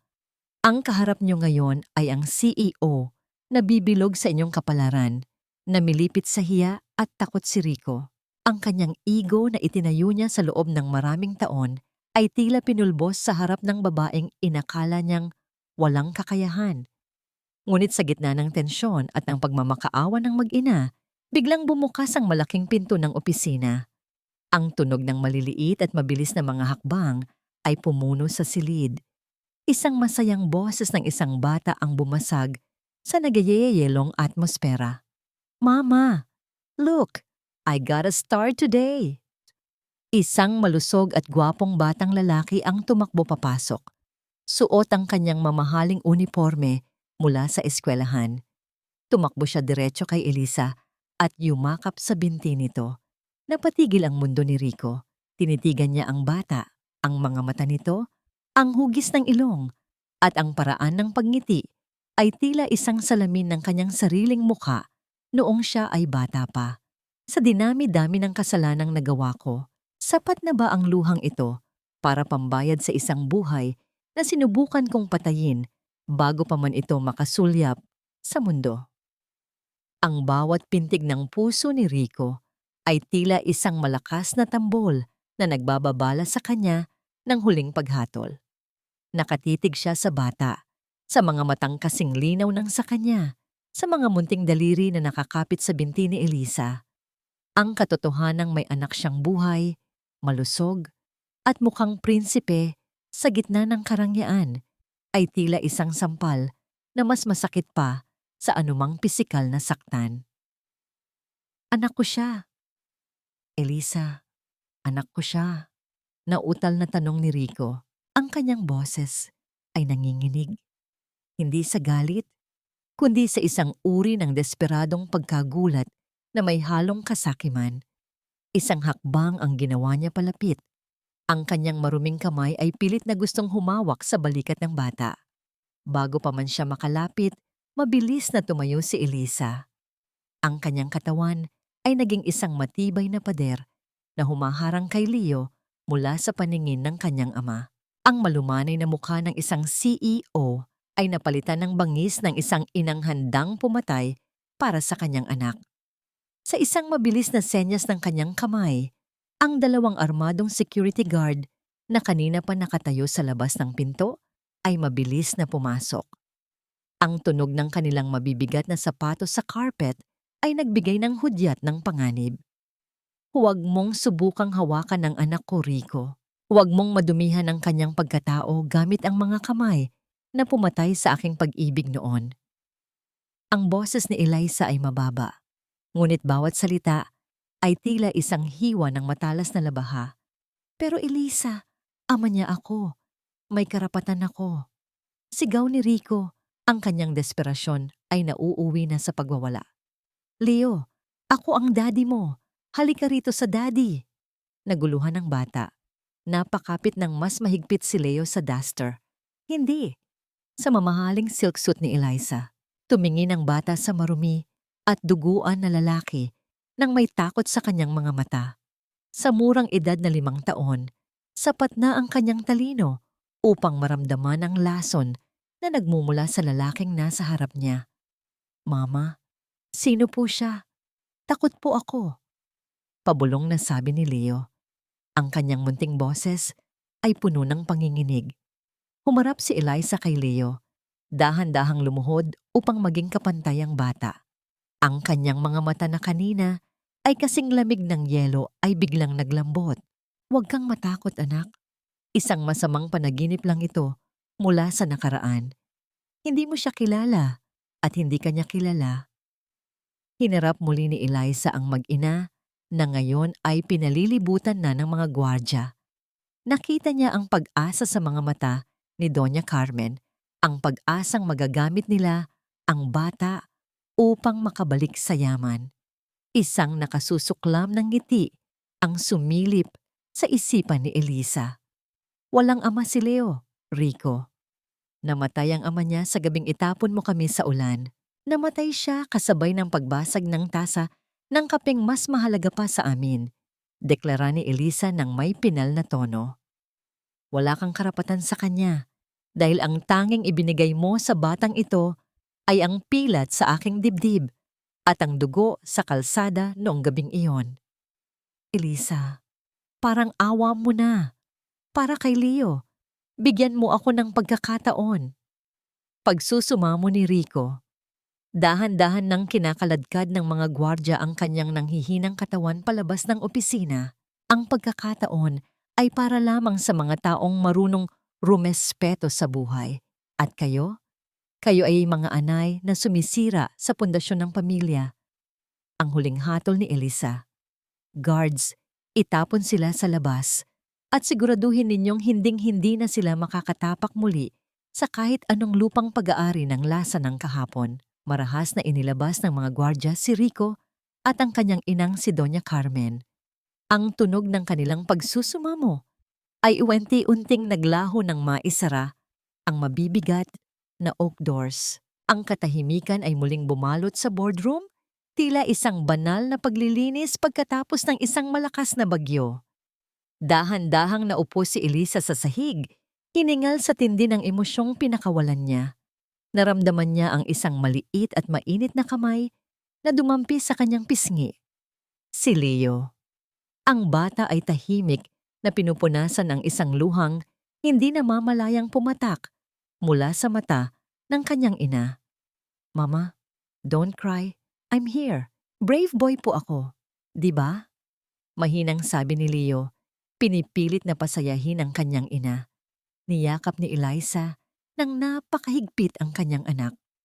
Sa sandaling iyon, ang kanyang tagumpay sa negosyo, ang kanyang yaman, at ang kanyang kapangyarihan ay walang halaga kumpara sa init ng yakap na ito. Nagawa niyang protektahan ang kanyang anak. Naputol na ang sumpa. Sa labas ng magarang gusali, sa ilalim ng ulan, na tila nanunuya sa kanilang kalagayan, nakatayo ang mag-inang Rico at Carmen. Sinisisi at pinaghahampas ni Doña Carmen ang kanyang anak sa tindi ng galit at desperasyon. "Tanga! Sinayang mo ang gintong pagkakataon. Ngayon, saan tayo pupunta? Wala na tayong kahit ano." Nakatulala lamang si Rico sa kawalan. Ang kanyang mga mata ay walang buhay. Ang kanyang diwa ay tila naiwan sa loob ng silid, kung saan nakita niya ang buhay na maaari sana niyang tinatamasa kung hindi siya naging hayop. Napagtanto niya ang pinakamasakit na katotohanan. Hindi lang pera ang nawala sa kanya.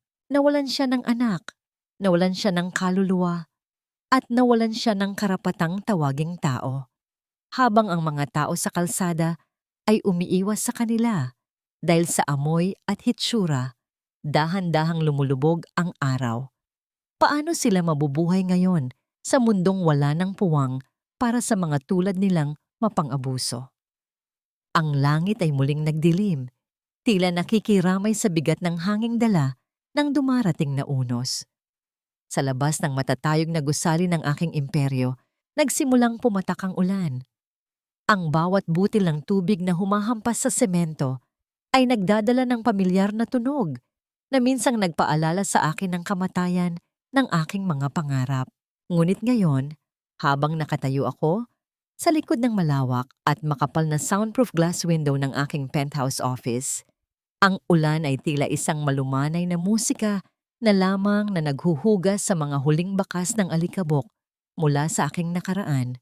Mula sa itaas, tinitigan ko ang dalawang maliliit at gusot-gusot na bulto sa ibaba. Si Rico, nakatayo sa gitna ng kalsada, basang-basa at hindi gumagalaw, tila isang rebulto ng pagsisisi na unti-unting tinutunaw ng ulan. Sa kanyang tabi, ang kanyang ina ay nakaluhod pa rin. Iwinawas-iwas ang kanyang mga kamay sa hangin habang sumisigaw sa mga dumadaan tungkol sa kanyang huwad na yaman at nawalang kaharian. Nakita ko ang mga tao na umiiwas sa kanila, ang mga sasakyan na pinatitunog ang kanilang mga busina upang itaboy ang dalawang basura na humaharang sa daloy ng buhay. Wala akong naramdamang galit, wala ring pait. Sa loob ng 5 taon, inakala ko na ang rurok ng aking tagumpay ay ang makita silang nagdurusa, ngunit nagkamali ako. Ang tunay na tagumpay ay ang sandaling tiningnan ko sila at wala na akong naramdaman kahit anong emosyon. Purong kapayapaan lamang. Sila ay naging mga estranghero na lamang sa sarili kong kwento. Mga aninong naglaho nang sumikat ang araw ng aking pagbangon. Dahan-dahan akong tumalikod sa bintana. Ang katahimikan sa loob ng aking opisina ay napalilibutan ng halimuyak ng mga sariwang bulaklak at ang banayad na amoy ng lavender. Lumakad ako patungo sa aking lamesa at kinuha ang huling kopya ng divorce agreement at ang mga dokumento ng kumpanya ni Rico na kailangan ko na lamang pirmahan upang tuluyang mapunta sa aking pangalan. Inilapit ko ang mga ito sa gilid ng aking mesa, kung saan nakatayo ang isang maliit na makina. Narinig ang mahina at tuloy-tuloy na ugong ng paper shredder. Pinanood ko ang mga papel na may pangalan ni Rico na dahan-dahang kinakain ng matatalas na talim ng makina. Nagiging maliliit at puting hibla na wala ng saysay. Sa bawat hiblang nahuhulog sa loob ng lalagyan, nararamdaman ko ang tuluyang pagkaputol ng huling sinulid na nagdurugtong sa akin sa lalaking sumira sa akin noon. Opisyal at malinis na binura ang kanyang presensya sa bawat pahina ng aking bagong buhay. Mama, let's go home na po. I'm hungry na. Ang malambing na boses ni Leo ang bumasag sa aking pagmuni-muni. Lumingon ako at nakita ang aking anak. Hawak-hawak ang kamay ni Tita Flor. Nakakarating lang. Ang matanda ay nakangiti sa akin. Ang kanyang mga mata ay puno ng pagmamalaki at kagalakan. Lumapit ako sa kanila at niyakap sila ng mahigpit. Opo anak, uuwi na tayo. Bulong ko habang hinahaplos ang kanyang malambot na buhok. Lumabas kami ng opisina nang hindi na muling tumitingin sa bintana. Habang pababa kami sa elevator, ang tanging iniisip ko ay ang init ng aming tahanan at ang nakagugutom na amoy ng mainit na kanin at ang paboritong adobo sa palayok na naghihintay sa aming hapag. Ang ulan sa labas ay hindi na muling magpapaigting ng aking takot. Ang bawat patak nito ay nagsisilbi na lamang na dilig sa mga pangarap na patuloy na yumayabong sa ilalim ng aking pag-aalaga. Tinalikuran namin ang gusali, iniwan ang mga anino ng kahapon sa gitna ng basang kalsada. Ang aking buhay ay nagsisimula na sa isang bagong yugto kung saan ang tanging lasa na mananatili sa aking dila ay ang tamis ng kalayaan at ang walang hanggang pagmamahal ng aking pamilya. Isang ngiti ang sumilay sa aking mga labi habang pinagmamasdan ko ang aking lumang palayok na maingat na nakalagay sa display case ng aming lobby. Ang simbolo ng aking simula at ang saksi ng aking tagumpay, ang nakagugutom na amoy ng mainit na kanin at adobo. 5 taon pa ang mabilis na lumipas at ang bawat araw na dumarating ay tila isang matamis na pahina ng isang aklat na hindi ko nais matapos. Nakatayo ako ngayon sa gitna ng isang malawak at marangyang entablado, pinalilibutan ng nakasisilaw na puting mga ilaw at ang masigabong palakpakan ng daan-daang tao. Nakasuot ako ng isang maharlikang terno na gawa sa pinong telang pinya. Ang bawat borda nito ay sumasalamin sa ganda ng ating kultura. Sa aking harapan, isang kumikinang na tropeyo ang iginawad sa akin, ang pagkilala bilang Most Inspiring Entrepreneur of the Year. Humarap ako sa mikropono at sa halip na magyabang, isang malalim na buntong hininga ang aking pinakawalan. Ang aking boses na dati ay nanginginig sa takot, ngayon ay matatag at puno ng awtoridad na may halong kababaang loob. Ang tagumpay po ay hindi nasusukat sa kapal ng pera sa bangko o sa taas ng gusaling pag-aari mo. Simula ko, habang ang aking paningin ay dumapo sa aking mga kamay na maayos at malinis na, ngunit may bakas pa rin ng mga kwento ng kahapon. Ang tunay na lasa ng tagumpay ay matatagpuan sa sandaling mapagtanto mo na ang iyong mga sugat ay hindi na humahapdi, kundi nagsisilbing gabay na para sa iba. Para sa lahat ng kababaihang nakaranas na itapon sa ulan, tandaan ninyo, kayo ang gumagawa ng sarili ninyong sikat ng araw. Nang matapos ang parangal, lumabas ako sa likod ng entablado kung saan sinalubong ako ng isang matangkad at guwapong batang lalaki. Si Leo, 10 taong gulang na ngayon, ay agad akong niyakap. Ang kanyang mga mata ay nagniningning sa paghanga. Sa tabi niya ay si Tita Flor, na kahit may mga puting buhok na ay nananatiling matikas at masaya. Sa sandaling iyon, naramdaman ko ang tunay na kahulugan ng kapayapaan. Ang pagpapatawad na ibinigay ko sa aking puso ay hindi para sa ikabubuti ng mga taong nanakit sa akin, kundi para sa kalayaan ng aking sariling kaluluwa. Ang lason ng kahapon ay tuluyan ko nang nailabas. Habang nagdiriwang kami sa isang marangyang hapunan, hindi ko maiwasang maisip ang kapalaran ng mga taong minsang naging bagyo sa aking buhay. Malayo sa ningning ng aking mundo, sa isang madilim at maduming eskinita sa Maynila, may isang lalaking maagang tumanda ang hitsura. Nakaupo si Rico sa isang maliit at mabahong karinderya, hindi bilang customer, kundi bilang tagahugas ng mga naglalakihang kawa at kawali.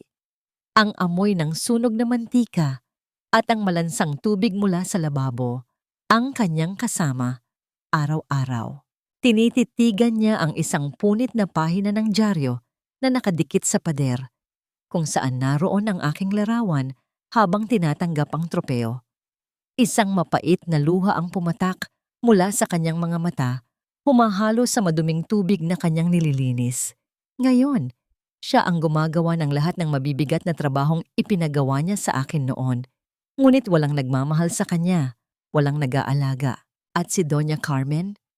Ang balita ay nasa isang pampublikong pasilidad na siya para sa mga matatandang inabandona. Sinasabi ng mga nurse doon na madalas siyang nakikitang nakaupo sa isang sulok, kinakausap ang kanyang sarili at pilit na pinakikintab ang isang piraso ng basag na bote. Sa pag-aakalang ito ay ang kanyang nawalang mga alahas. Ang kanyang huling hantungan ay ang mismong kalungkutan at kawalan na pilit niyang ipinalaran sa akin noon. Nabalik ang aking diwa nang maramdaman ko ang mainit na sabaw ng adobo sa aking bibig. Ang lasa ay perpekto, saktong asim, alat at tamis. Ito ang lasa ng aking pagkabata, ang lasa ng pangarap ng aking ama, at ang lasa ng aking kalayaan. Inilagay ko ang aking kamay sa ibabaw ng kamay ni Tita Flor at ni Leo. Ang aming tahanan ay puno ng tawanan at ang bango ng bagong sayang na kanin. Wala ng takot, wala ng ulan, at wala ng mga lapnos na hindi naghihilom. Ang bawat sugat ay naging bahagi na ng aking korona. Sa huling pagkakataon, tiningnan ko ang langit na puno ng mga bituin mula sa aming bintana. Ang gabi ay hindi na madilim at nakatatakot. Ito ay payapa, malalim, at puno ng pangako ng isang magandang umaga. Ang nakagagalak na katahimikan ng isang pusong tuluyan ng gumaling.